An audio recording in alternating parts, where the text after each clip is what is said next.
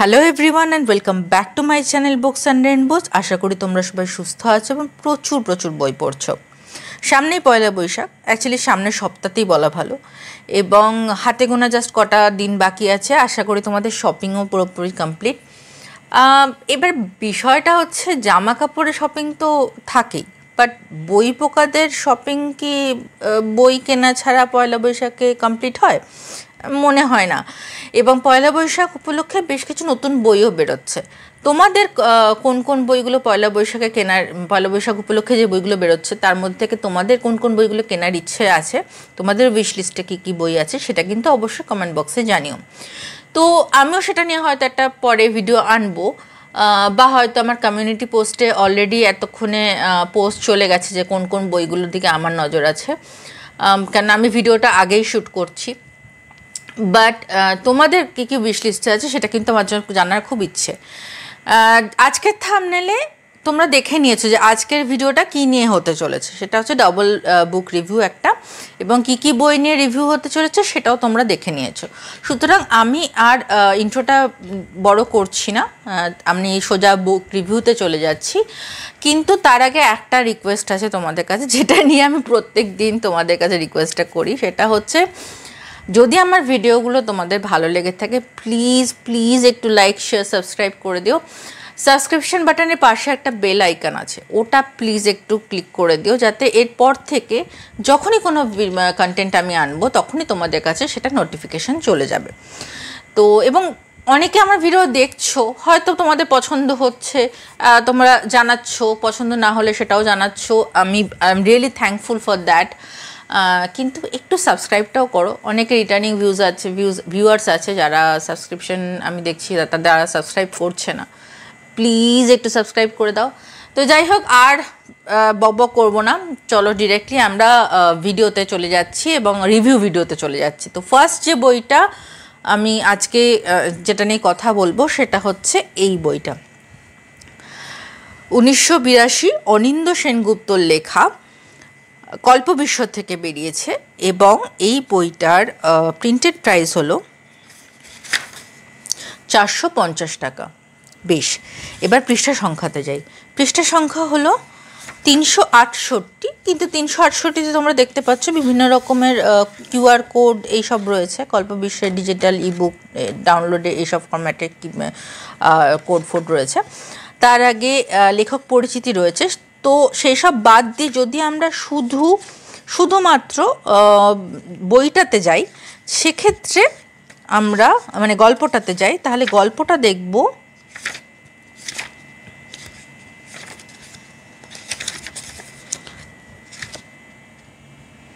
360 অবধি আমরা গল্পটা দেখব।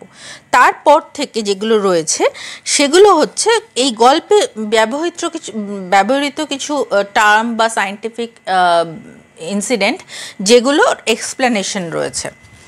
ঠিক আছে, তো মেন গল্পটা কিন্তু 360 পৃষ্ঠার গল্প।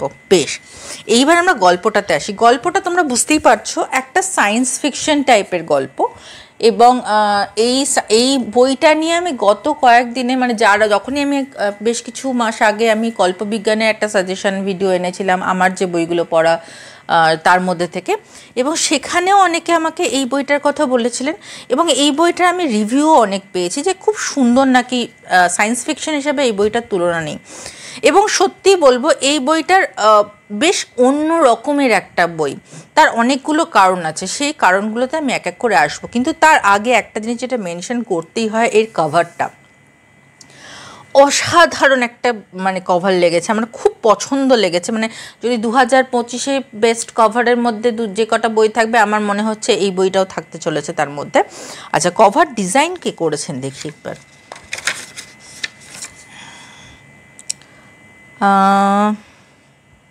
প্রচ্ছদ ও অলঙ্করণ উজ্জ্বল ঘোষ, বাহ অসাধারণ। আচ্ছা, এইবার আমি বইয়ের বিষয়টাতে আসি।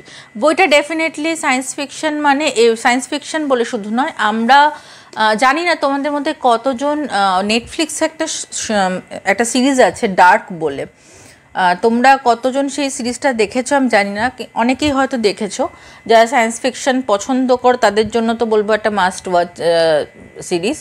তো অনেকটা আমার গল্পটা সেরকম মতো লেগেছে, কিন্তু তার আগে সেটা তোমরা জাজ করবে যে কতটা মিল আছে কতটা অমিল আছে। আমি একটু এক্সপ্লেন করে দিই আমার কেন এগুলো মনে হয়েছে, কিন্তু তার আগে একটু ব্লার্বটা তোমাদের দেখিয়ে নিই। আচ্ছা, ব্লার্বটা তোমরা আশা করি পড়তে পাচ্ছ, একটু পজ করে যদি পড়ে নাও তাহলে আমার মনে হয় সুবিধা হবে। তাও আমি পড়ে শোনাচ্ছি। 6 জুলাই 1982, শতাব্দীর দীর্ঘতম পূর্ণ চন্দ্রগ্রহণের রাত। বাণীনগর শিল্পনগরীর অদূরে রহস্যময় কালীদহের পাড়ে এক সন্ধে নিখোঁজ থাকার পর 4 জন বালক বালিকাকে অজ্ঞান অবস্থায় পাওয়া গিয়েছিল পরের দিন ভোরবেলা, এবং সেই সন্ধ্যেতেই এই 4 জনের ঘনিষ্ঠ একজন তরুণ অ্যাস্ট্রোফিজিসিস্ট রণজয় কর্মকার নিখোঁজ হয়ে গিয়েছিল। তার আগের সপ্তাহ জুড়ে গুজব ছড়াচ্ছিল যে রণজয় যে যন্ত্রটি দীর্ঘদিন ধরে তৈরি করছিল সেটি হয়তো গুপ্তচর বৃত্তির উদ্দেশ্যে নির্মিত। রহস্য ঘনীভূত হয়, কিন্তু জ্ঞান ফেরার পর সেই বালক বালিকারা সেই সন্ধ্যায় কি হয়েছিল বলতে চায়নি। কৈশোরের দ্বার প্রান্তে সেই বালক বালিকারা এতটা বুঝে তখন প্রাপ্তবয়স্ক হয়ে উঠেছে যে বাকি জীবন তাদের প্রিয় রণদার সঙ্গে বাল্যকালের জন্য শোক যাপন করেই কাটবে। 39 বছর পর তাদের 3 জন এখন মধ্যবয়স্ক। তারা শোনেন যে রণজয় ফিরে এসেছিল 1992 সালে। বাকিটা জীবন অন্তরালে কাটিয়ে কোভিডে আক্রান্ত হয়ে মারা যাওয়ার সময় এই 3 জনের কাছে রেখে গেছেন আরেকটি রহস্যজনক যন্ত্রের ব্লুপ্রিন্ট, যেটি হয়তো একটি টাইম মেশিনের।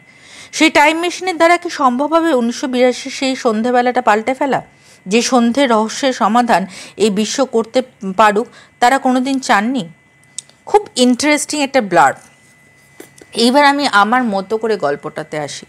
গল্পটা প্রথম জিনিস যেটা বলবো সেটা হচ্ছে, যেটা আমার সবচেয়ে বেশি ইন্টারেস্টিং লেগেছে, সেটা হচ্ছে গল্প লেখার ফরম্যাটটা।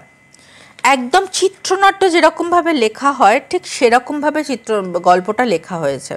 খুব কমই অংশ রয়েছে যেখানে হয়তো ডিরেক্ট একদম গল্পের মতো করে লেখা হয়েছে, যেমন এরকম 2-3টে পৃষ্ঠা রয়েছে, কিন্তু মেনলি গল্পটা কিন্তু পুরো চিত্রনাট্যের ফরম্যাটে লেখা হয়েছে, উইচ ইজ ভেরি ইন্টারেস্টিং। কারণ আমি আজ পর্যন্ত নাটকের বই ছেড়ে দাও, যে যদি কোনো ফিকশন বই যখনই পড়েছি, নর্মাল যে ফিকশনগুলো আমরা পড়ে থাকি, কোনো ফিকশনে কিন্তু এরকম চিত্রনাট্যর ফরম্যাটে লেখা আমার সেরকমভাবে কিন্তু চোখে পড়েনি, উইচ ইজ ভেরি ইউনিক, যেটা আমার প্রথম নজর কেড়েছিল।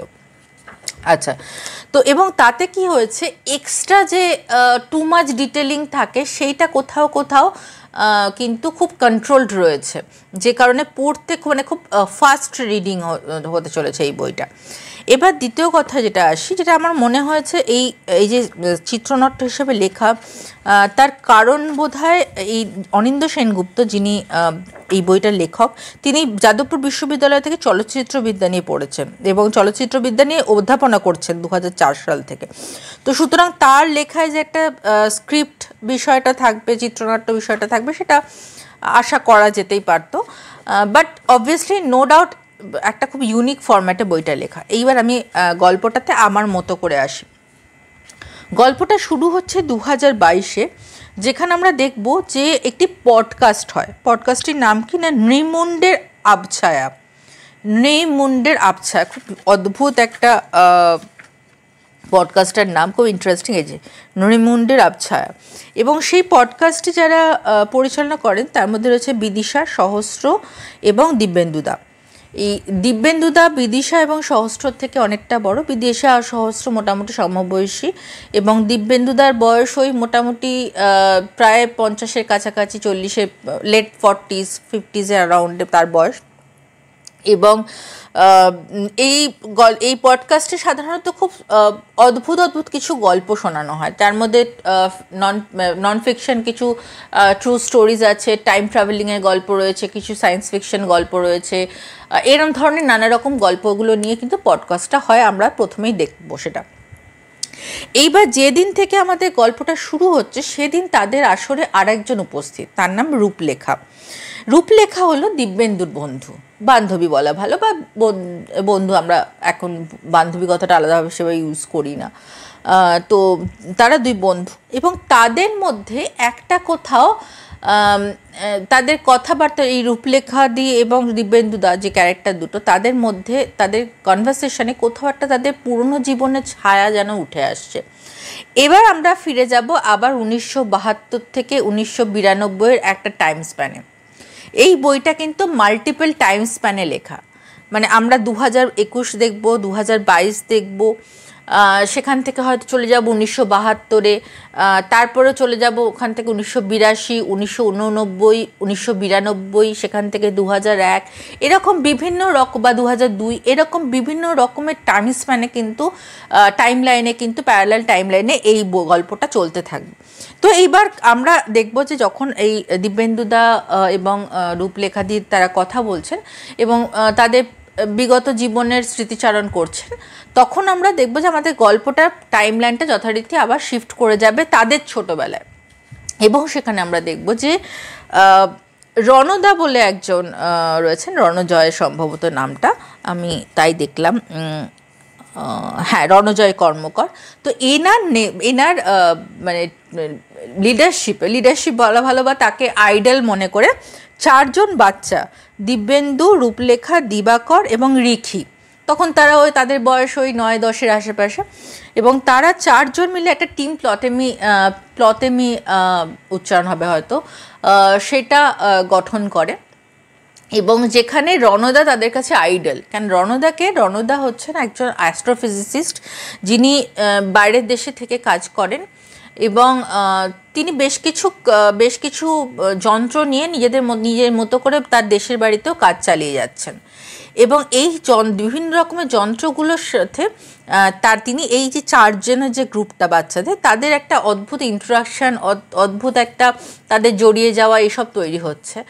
এবং সেই পরিস্থিতিতে অনেকে মনে করছেন যে রণজয় যে যন্ত্রটা তৈরি করছেন সেটা বোধহয় গুপ্তচর বা স্প্যানীয় যে বিষয়টা হয় তার সংক্রান্ত, তার সাথে রিলেটেড, যার ফলে আমেরিকার বেশ কিছু গোয়েন্দা সংস্থা রণজয়ের বিষয়ে খোঁজ নিচ্ছে, ইন্ডিয়ার বিভিন্ন দেশের বিভিন্ন রকম গোয়েন্দা সংস্থা রণজয়ের উপর নজর রাখছে। এরম পরিস্থিতিতে একটা সন্ধেবেলা 1982 সালের একটা সন্ধেবেলাতে ওই অঞ্চলে, যে বাণীনগরে তারা থাকে তার কাছাকাছি একটি কালীদহ বলে একটি অঞ্চল রয়েছে, এটি জলাশয় রয়েছে এবং তার চারপাশে বেশ কিছু জঙ্গল, এবং কথিত আছে যে সেই জলাশয়ে নাকি ভূত থাকে, মানে লোকজন যেরকম ভূতের ভয় পায় সেরকম নাকি ভূত থাকে। কিন্তু সেই জলাশয়ের অ্যাকচুয়ালি কিছু সাইন্টিফিক বা কিছু মানে অন্য রকমের ঘটনা সেই অঞ্চলে ঘটতে থাকে, যেটার খোঁজ কিন্তু সায়েন্টিস্টরাও চালিয়েছে একটা সময়তে, কিন্তু তারাও কোনো সলভ কিন্তু করতে পারেনি ওই পোর্শনে কী প্রবলেম চলছে বা কী ইস্যু হয়েছে। তো সেই রিপোর্টগুলো কিন্তু আমরা এই বইটাতে পড়ব। তো সেই রকম জায়গা থেকে 6 জুলাই 1982 সালে সন্ধেবেলাতে হঠাৎ রণজয় উধাও হয়ে যান, তাকে আর খুঁজে পাওয়া যায় না। আর বাকি এই যে 4জন বাচ্চা, তাদের অজ্ঞান অবস্থায় পরদিন সকালবেলা খুঁজে পাওয়া যায়, এবং তারপর থেকে তাদের জীবন বদলে যায়। তাদের নানা রকম গোয়েন্দা সংস্থা থেকে এসে তাদের জেরা করতে থাকে, তাদের সেই শহর থেকে অন্য শহরে গিয়ে বসবাস শুরু করতে হয় যাতে তারা একটা ভবিষ্যৎ তৈরি করতে পারে নতুন করে। এটা বিভিন্ন ধরনের ঘটনা ঘটতে থাকে এবং তাদের জীবনটা পুরো পাল্টে যায়। এই 3জনের জীবন তো পাল্টালো, কিন্তু রিখির কী হলো সেটা কিন্তু এই বইটার একটা বিশাল বড় অংশ। আমরা অনেকক্ষণ মানে অনেকটা বইয়ের অংশ ধরে আমরা জানতেই পারবো না যে রিখির অ্যাকচুয়ালি কী হয়েছিল। আমরা এই 3জন, দিব্যেন্দু, রূপরেখা, দিবাকর এদের কথাই কিন্তু জানতে পারবো যে এদের ভবিষ্যৎটা কী হয়েছে, কিন্তু রিখির ভবিষ্যৎ কিন্তু আমরা অনেকটা দূর অবধি জানতে পারবো না, এবং সেটা আমি আপনাদের বলছি ওটা যাতে স্পয়লার হয়ে যেতে পারে। এইবার বিষয়টি হচ্ছে রণদা যে এত বছর পরে নাকি ফিরে এসছেন, তাহলে এত বছর রণদা কোথায় ছিলেন, এইটা একটা কিন্তু মিস্ট্রি। এইবার আমরা যখন আবার ভবিষ্যতে চলে, এবং যে রণদা মারা যাওয়ার পরে যে যন্ত্রাংশগুলো তিনি প্রত্যেকের মধ্যে ভাগ করে দিলেন, কারোর কাছে ব্লু প্রিন্ট থাকলো, কারোর কাছে কিছু যন্ত্রাংশ থাকলো, আরেকজনের কাছে আরেকটা পার্ট থাকলো, এই যে যন্ত্রাংশগুলো তিনি ভাগ করে করে দিলেন, এইটা কিসের যন্ত্র হতে চলেছে? এটা কি সত্যি টাইম মেশিন?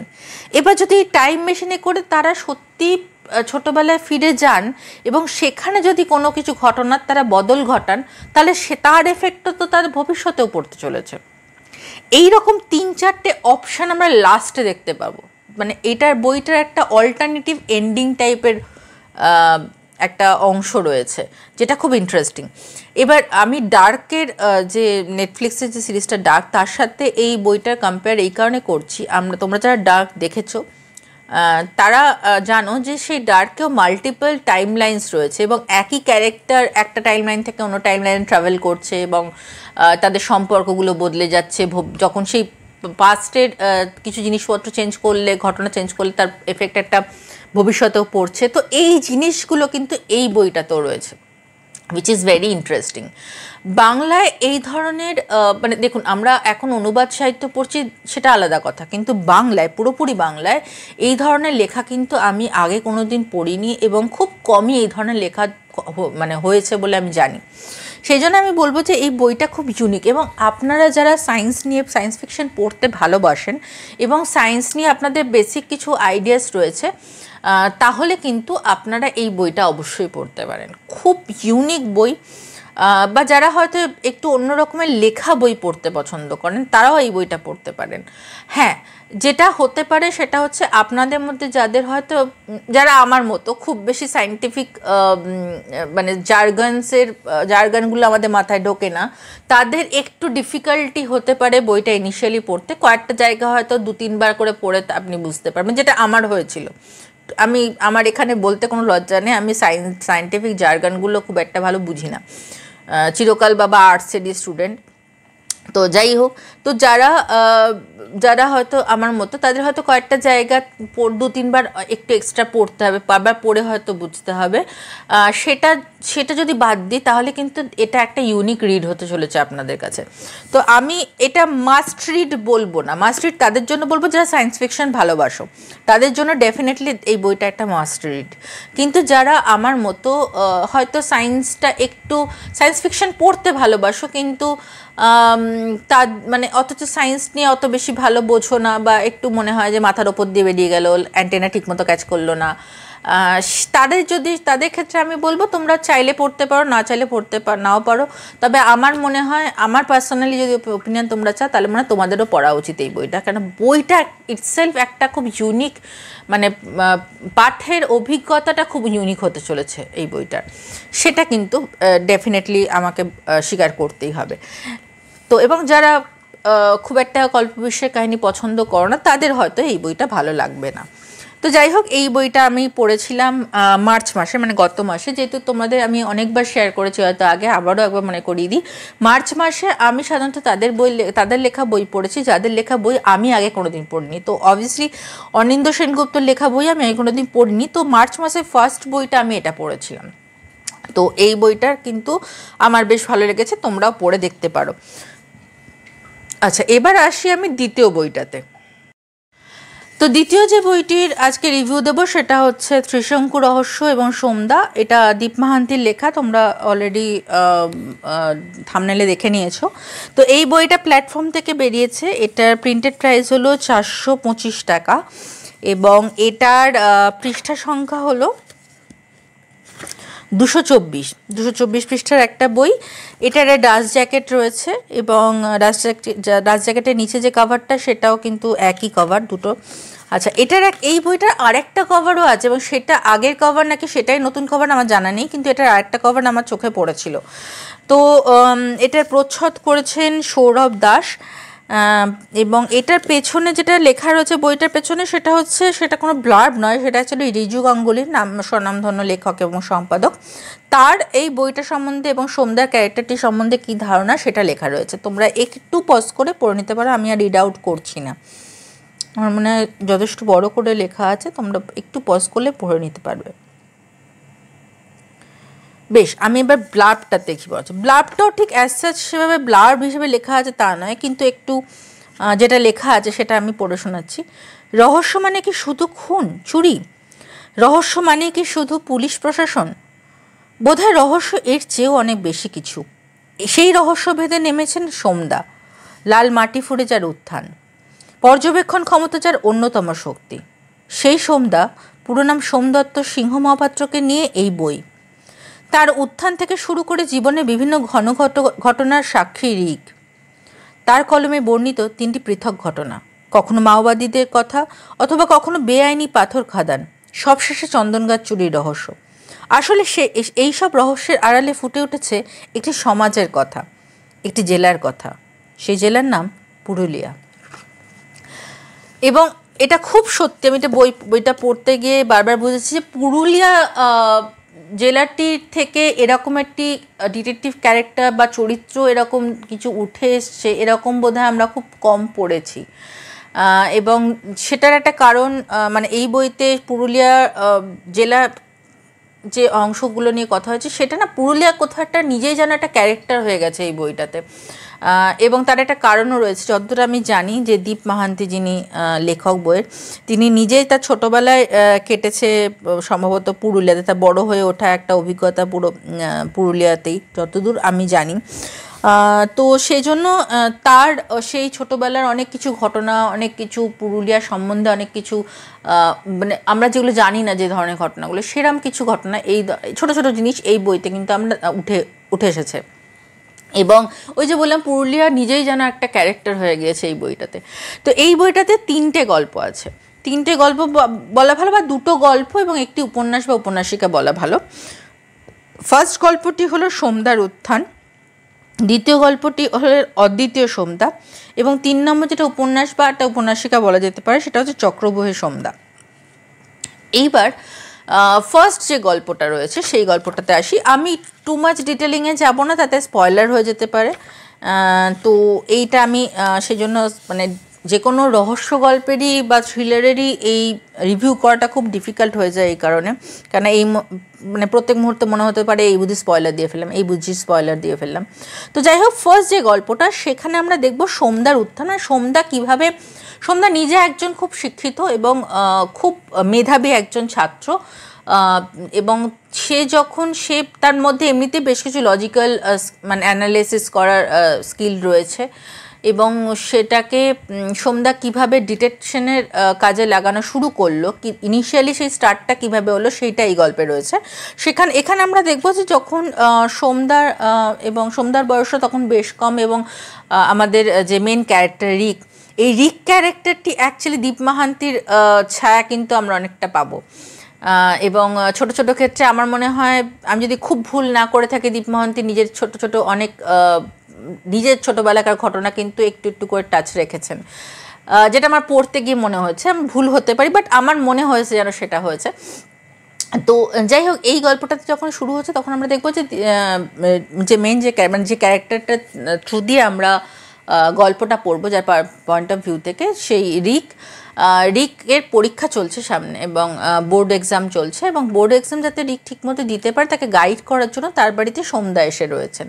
তো এইরকমই রাত্রিবেলা জেগে যখন রিক পড়াশোনা করছে, একদিন রাত্রিবেলা প্রচণ্ড হই হল্লা শোনা গেল, এবং দুজনে মিলে বাড়ি বাইরে বেরোয় এবং দেখে আরও লোকজন ছুটে আসছে, এবং কিছু দূর যাওয়ার পরে সোমদা খেয়াল করেন যে একজন প্রায় মৃতপ্রায় একজন ব্যক্তি, তাকে সোমদা কোনো রকমে একটু উদ্ধার করার চেষ্টা করেন, কিন্তু আনফর্চুনেটলি সোমদার কাছে মানে সোমদা তাকে উদ্ধার করার চেষ্টা করলো, তার সামনেই সেই ব্যক্তি মারা যায়। এবার তখন থেকে সোমদার মাথায় ঘুরতে থাকে যে কি হয়েছে, ব্যক্তিটি কে, এবং তার সাথে কি তাহলে মাওবাদীদের কোনো সম্পর্ক রয়েছে। সাধারণত পুরুলিয়াতে যখন এই ধরনের কোনো মার্ডার হয়, প্রথমে মাওবাদীদের একটা নাম জড়িয়ে যায়, এবং সেটা একটা খুব বড় ইস্যু, যেটা কিন্তু লেখক খুব প্র্যাকটিক্যালি তুলে ধরেছেন এই বইটাতে। তো সেই কারণে তাহলে কি সেই মাওবাদীরা জড়িত এই ঘটনাটার পেছনে? যদি সেটা না হয়, মানে সোমদার কোথাও মনে হচ্ছে না এই ঘটনা স্বতন্ত্র এবং এই ঘটনার পেছনে অন্য কোনো কারণ আছে। সেইখান থেকে সোমদা এই ঘটনাটা নিয়ে নানা রকম অনুসন্ধান চালানো শুরু করেন, এবং সেখান থেকে উনি কিভাবে এই মার্ডার কেসটা সলভ করছেন সেটা নিয়ে কিন্তু এই গল্পটা। এরপরে যে গল্পটাতে আসবো আমরা, সেটা হচ্ছে অদ্বিতীয় সোমদা। ফার্স্ট গল্পটা 5 নম্বর থেকে 30 নম্বর পৃষ্ঠা অবধি, সেকেন্ড গল্পটা শুরু হচ্ছে অদ্বিতীয় সোমদা। এই অদ্বিতীয় সোমদা যে গল্পটা, সেটা কোথাও একটা আমরা ঠিক সেই টাইম লাইনে দেখবো না যে টাইম লাইনে ঘটনাটা ঘটেছিল, আমরা দেখবো রিককে পুরনো ঘটনা মনে করছে, এরকম একটা ফরম্যাটে এই গল্পটা লেখা। তো এখানে দেখাচ্ছে যে এখন রিক কলকাতায় থাকে, দমদমের কাছে একটা জায়গায় থাকে, এবং রিকের একটা পুরনো ঘটনা যখন রিক ট্রেনে করে যাচ্ছে তখন তার একটা পুরনো ঘটনা মনে পড়ছে, যেখানে সোমদা আরেকটা খুব ইন্টারেস্টিং কেস সলভ করেছে। এবং এক্ষেত্রে দেখা গেছিলো যে তার মামার বাড়ি, মানে রিকের মামা বাড়ির অঞ্চলে একজন বিখ্যাত লোক, মানে নাম করা লোক আর কি, সবাই চেনে, পরিচিত মুখ, সেরকম একজন লোক বোম ব্লাস্টে নিজের বাড়িতেই মারা যায়। বোমটা ব্লাস্ট হয়, তার পাটা নষ্ট হয়ে যায়, একটি পা চলে যায় এবং তারপর সে মারা যায়। এবং এই অদ্ভুত একটা খুব মানে কি বলবো, এরম একটা অদ্ভুত ঘটনা, মানে এরম একটা বাড়িতে একজন মানুষ রাত্রিবেলাতে জাস্ট ঘর থেকে বেরিয়ে হয়তো ওয়াশরুমে যাচ্ছে বা কোথাও যাচ্ছে, সেই মুহূর্তে একটা বোম ব্লাস্ট করে তার পাটা উড়ে গেল এবং বাকি মানে বাড়ির অন্য কারোর কিছু হলো না, অ্যাজ সাচ সেরকম শব্দও কেউ যে খুব পেলো বা খুব কিছু লোকজন জানতে পারলো সেরকম কিছু না। এটা খুব অদ্ভুত একটা কেস। তো এইখানে সোমদা কিভাবে সেই কেসটা সলভ করছে সেটা নিয়ে হচ্ছে এই দ্বিতীয় গল্পটা। এইখানেও কিন্তু কিছু পুরুলিয়ার কিছু কোর ইস্যুস তো উঠে এসেছে, যেটার দিকে আমি খুব ডিটেলে যাচ্ছি না, কারণ তাহলে স্পয়লার হয়ে যেতে পারে। মানে খুনের কারণটা হয়তো আমরা ওখান থেকে আন্দাজ করে নিতে পারি, তো সেই জন্য আমি সেটা নিয়ে কথা বলছি না। জাস্ট এটা বলছি যে এইখানে এই গল্পটার ক্ষেত্রেও কিন্তু প্রত্যেকটা গল্পের মতো যে পুরুলিয়া, আমি যেটা বললাম যে পুরুলিয়া নিজে একটা চরিত্র হয়ে উঠেছে এই গল্পগুলোতে, তো ঠিক সেই রকমই এই কেসটাও কীভাবে সোমদা সলভ করছেন সেটা নিয়ে কিন্তু এই দ্বিতীয় গল্পটা। এইবার দ্বিতীয় গল্পটা শেষ হচ্ছে 81 পৃষ্ঠার আশেপাশে সম্ভবত, হ্যাঁ রাইট, 81 পৃষ্ঠাতে এই গল্পটা শেষ হচ্ছে, দ্বিতীয় গল্পটা। তাহলে তোমরা বুঝতেই পারছো যে প্রথম দুটো গল্প কিন্তু 81 পৃষ্ঠার মধ্যে শেষ। এই বাকি যে চক্রব্যূহের সোমদা, এই গল্পটাই কিন্তু পুরো অনেকটা, সুতরাং এটাকে একটা উপন্যাসিকা বলা যেতেই পারে। এই গল্পটা বরঞ্চ খুব ইন্টারেস্টিং, কেননা এই গল্পের মধ্যে অনেকগুলো লেয়ার রয়েছে বলে আমার মনে হয়েছে। এখানে আমরা দেখব যে সোমদার ক্যারেক্টারটি কিভাবে মানে একটা রহস্য সমাধান করতে গিয়ে সোমদার জীবনটা কিরমভাবে বদলে যাচ্ছে, বা রিকের জীবনটাও কিভাবে বদলে যাচ্ছে, এই নিয়ে কিন্তু এটারও কিন্তু একটা বিশাল অংশ রয়েছে। মানে রহস্য সমাধান তো থাকেই, তার সঙ্গে এই রহস্যটাও রয়েছে। রহস্যটা বরঞ্চ আমি খুব অল্প করে বলবো, বাকি যে জিনিসগুলো আমার মনে হয়েছে এই উপন্যাসিকের ক্ষেত্রে সেটাতে বরঞ্চ আমি ডিটেলে যাব। এখানে দেখা যাচ্ছে যে এই রিকের মামাবাড়ি চত্বরেই, পুরুলিয়াতেই অবভিয়াসলি, সেখানে একজন ভদ্রলোকের বাড়িতে, পরিচিত ভদ্রলোক, তিনি একজন রাজনৈতিক চরিত্র, তার বাড়িতে দুটো চন্দন গাছ ছিল এবং চন্দন গাছ দুটো একদিন একটা ঝড় বৃষ্টির রাত্রিবেলা কেউ দুটো চন্দন গাছ কেটে চুরি করে নিয়ে চলে গিয়েছে। টেকনিক্যালি আমাদের দেশে চন্দন গাছ কাটার জন্য সরকারের পারমিশন লাগে, কিন্তু এখানে চন্দন গাছ চুরি গেছে, সুতরাং পারমিশনের তো কেউ ধারেনি। ঠিক সেরমভাবে আরেকটু দূরে আরেকজনের বাড়ি থেকেও ঠিক একই ওয়েতে চন্দন গাছের, মানে তার বাড়িতেও একটি চন্দন গাছ ছিল, সেই চন্দন গাছটি কেটে নিয়ে যাওয়ার চেষ্টা করা হয়েছিল, কিন্তু গাছটি নিয়ে যেতে না পারলেও গাছটি কেটে ফেলা হয়েছে। তো এই চন্দন গাছ কে কাটলো, কিভাবে কি হচ্ছে, তারপর থেকে যাদের বাড়িতে চন্দন গাছগুলো কাটা হচ্ছে তাদের বাড়ির যারা কি বলবো, যারা মাথা বলা যায়, মেন পুরুষ চরিত্র বলা যায়, সেসব বাড়ির মেল মেম্বার, তারা অদ্ভুতভাবে অসুস্থ হয়ে মারা যেতে থাকে। তাহলে কি মানে কোনোভাবে এই চন্দন গাছের সাথে তাদের মারা যাওয়ার সম্পর্ক রয়েছে, এর পেছনে কি রহস্য রয়েছে, সেইটা সলভ করতে রিক ফিরে আসে তার মামা বাড়িতে। এবং সোমদা তখন ইনিশিয়ালি বাইরে, তখন দিল্লিতে কাজ করছে, সোমদা প্রথমে রিককে পাঠায় এবং তারপর নিজেও সেখানে হাজির হয়। এই উপন্যাসিকাটিতে আমরা আরেকটি ইন্টারেস্টিং চরিত্র পাবো, যিনি এরপর থেকে কিন্তু কন্টিনিউয়াস চরিত্র হতে চলেছেন। তিনি হলেন মিঠি, মামাবাড়ি চত্বরে থাকা রিকের ছোটোবেলাকার বান্ধবী, এবং রিকের একটা কোট অ্যান্ড হালকার ওপর লাইট করে ক্রাশ আছে মিঠির ওপর, এবং ছোটোবেলায় তাদের একটা সুন্দর লাভ স্টোরি টাইপের রয়েছে, যেটা বড় হওয়ার পরে হয়তো ভবিষ্যতেও একটা খুব ভালো জায়গায় হেরে যেতে চলেছে। তো এবং মিঠির সাথে খুব ভালো সম্পর্ক একটা তৈরি হবে, সেটা আমরা লাস্টে দেখবো। তো এই গল্পটা, এই যে মিস্ট্রিটা, এটা সলভ করার শেষে আমরা দেখব সোমদার জীবনটা কোথাও একটা যেন অদ্ভুতভাবে নড়বড়ে হয়ে গেল, যেটা আমার মানে দেখুন, রহস্য গল্প আমরা পড়ি, কিন্তু ডিটেকটিভ যে ক্যারেক্টারগুলো থাকে, মেন ক্যারেক্টারগুলো, সেগুলোকে আমরা কোথাও একটা তাদের ওই ম্যান ফ্রাইডে বা বলা ভালো তোপসে বা ওয়াটসন তাদের সাথে যারা থাকে তাদের মানে তাদের সাথে সম্পর্কটুকু ছাড়া তাদের আদার্স যে চারপাশে সম্পর্ক তাদের সম্পর্কে খুব একটা ইমোশন কিন্তু তাদের কাজ করে না, এবং তারা খুব মেন্টালি খুব স্ট্রং হয়, খুব অদ্ভুত মানে তাদের একটা পার্সোনালিটি থাকে। কিন্তু এই সোমদা ক্যারেক্টারটি ইজ ভেরি ইন্টারেস্টিং, কেন তার একটি লাভ লাইফ রয়েছে, এবং লাভ লাইফের সঙ্গেও যখন আমরা লাস্টে গিয়ে কোনো কারণে দেখছি সেই লাভ লাইফটাও তার ঘেটে যাচ্ছে, তখন তিনি একটা অদ্ভুতভাবে ভেঙে পড়ছেন। এই যে ক্যারেক্টার শিফটটা, এটা খুব ইন্টারেস্টিং। মানে কোথাও একটা সোমদার সাথে সোমদাকে টিপিক্যাল একটা ডিটেকটিভের ক্যারেক্টারের সাথে মিলিয়ে নেওয়া যায় না। মানে এইখানেই বোধহয় সোমদা সবার থেকে আলাদা। আমি খুব মানে আমার খুব ভালো লেগেছে এই কারণে। টিপিক্যাল যেরকম আমরা দুটো তিনটে মানে প্রত্যেকটা ক্ষেত্রে আমরা একটা টিপিক্যাল গোয়েন্দা চরিত্র দেখি যার একটি ওয়াটসন থাকবে, অবভিয়াসলি এটারও একজন ওয়াটসন রয়েছেন, তিনি রিক। কিন্তু সেটা ছাড়াও তার বাইরেও তার পার্সোনাল লাইফেও যে একটা অদ্ভুত টার্বুলেন্স কাজ করছে, সেটা কিন্তু আমরা খুব কম কিছু গোয়েন্দা চরিত্রের ক্ষেত্রে দেখতে পাই, যেটা কিন্তু সোমদার গোয়েন্দা চরিত্রের ক্ষেত্রে আমরা দেখতে পেয়েছি। এই সোমদাকে নিয়ে আরও বেশ কিছু বই যতদূর জানি আমি রয়েছে দীপ মহান্তির লেখা, যেগুলো আমার এখনও পড়া হয়নি কিন্তু পড়ার ইচ্ছা রয়েছে। তো আমি বলবো যে তোমরা যারা ডিটেকটিভ গল্প পড়তে পছন্দ করো এবং একটু অন্য ধরনের ডিটেকটিভ গল্প পড়তে বা থ্রিলার পড়তে পছন্দ করো, এই বইটাকে আমি ঠিক কোট আনকোট থ্রিলার বলবো না, রহস্য গল্প বলবো বরঞ্চ। মানে রোমাঞ্চটা বাদ দিয়ে আমি শুধু রহস্যর দিকে রাখা পছন্দ করবো এই বইটাকে। তারা কিন্তু যে অন্যরকম যদি বই পড়তে চাও রহস্য গল্প, তাহলে কিন্তু ডেফিনেটলি এই বইটা পড়তে পারো।